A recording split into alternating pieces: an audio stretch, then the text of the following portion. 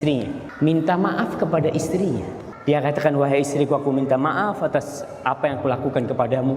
Ini ada hadiah buat engkau, kata dia. Nggak seberapa hadiah ini. Apa kata suaminya mengatakan kepada istrinya, anti tastahiqina ruhi. Wahai istriku, kau berhak mendapatkan nyawaku. Begitulah seharusnya. Seorang syekh di Jeddah, dia cerita, nih ini pelajaran buat para wanita. Bagaimana dia harus kuat, tabah menghadapi permasalahan rumah tangga. Kebanyakan wanita itu dipersiapkan diri untuk menghadapi urusan dunia, tapi tidak dipersiapkan diri untuk menghadapi suaminya, menghadapi anak-anaknya. Anak-anaknya bandel sedikit sudah gak kuat, suaminya ngomongnya kasar sedikit udah mau pergi. Seorang syekh cerita, di kota Jeddah sana ada seorang lelaki yang lagi ribut di rumah sama istrinya. Lagi ribut, panas nih, sampai si suami angkat tangan menampar istrinya. Ingat, orang yang pernah menampar wajah istrinya taubat sama Allah Subhanahu wa taala, karena haram hukumnya menampar istri. Rasul sallallahu alaihi wasallam ketika ditanya tentang hak wanita, apa kata Nabi alaihi salatu wassalam? Wala tadribil wajha wala tuqabbih. Kau jangan memukul wajah istrimu dan jangan menjelek-jelekkan istrimu. Nggak boleh suami, oh istriku kayak gini kayak gitu, nggak boleh. Mukul wajahnya haram hukum. Akhirnya karena ribut biasa, suami lagi ribut, ibu-ibu makanya kalau suaminya lagi marah, istri jangan jawab. Kalau jawab habis. Suami ini lagi panas nih, kayak ombak naik, tsunami.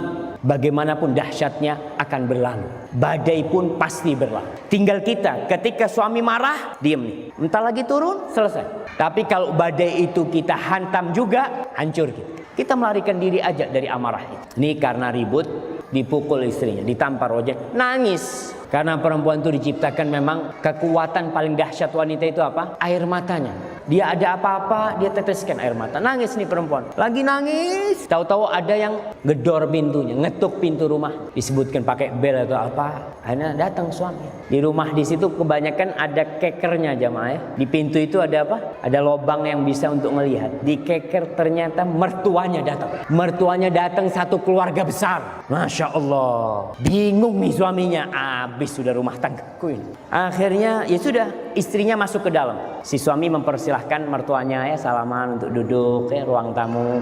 Istri masuk ke dalam membasuh wajahnya dengan wajah yang merah, dengan air mata yang menetes. Dia jumpain ibunda dan bapak. Ketika dia salaman sama ibu sama bapaknya, bingung ibu sama bapaknya.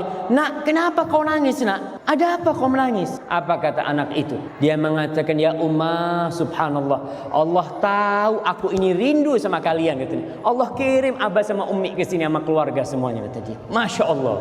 Si suami melihat itu, alhamdulillah selamat nih rumah tangganya. Kalau si istri ngomong, ini yang mukulin anak nih pak, nih orangnya, oh habis tuh. Akhirnya si suami keluar rumah. Dia untuk beli makan malam ya, dia keluar rumahnya. Dia beli makan malam.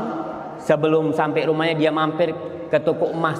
Dia belikan buat istrinya sabuk dari emas seharga 10.000 real. Sekarang itu kira-kira 34 juta. Dia belikan sabuk.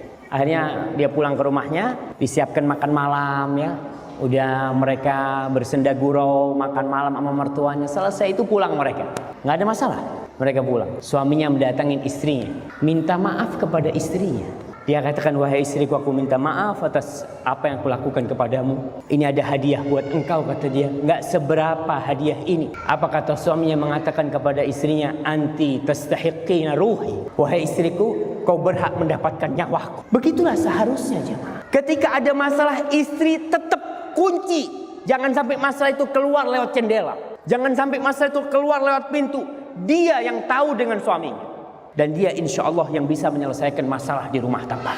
Baru kalau nanti setelah berusaha dengan sabar nggak ketemu jalan keluar, mungkin minta tolong orang. Jangan ngomong sama orang tua dulu. Orang tua biasanya kalau tahu langsung marah karena dia cinta. Dan istri yang tidak gampang-gampang memberitahukan masalahnya kepada orang tuanya adalah anak yang berbakti kepada orang tuanya. Kenapa dia tidak laporan kepada orang tuanya? Dia mengatakan, cukup bapak ibu anak membesarkan anak. Cukup abah sama umi anak menyekolahkan anak, mengeluarkan uangnya untuk anak. Masa sekarang anak udah kawin, anak kasih masalah lagi mereka? Cukup mereka. Dan kita pun tahu di rumah tangga orang tua kita ada masalah. Dan itu wajar. Maka para mertua jangan gampang-gampang ikut campur. Dan para anak putri juga jangan gampang-gampang laporan.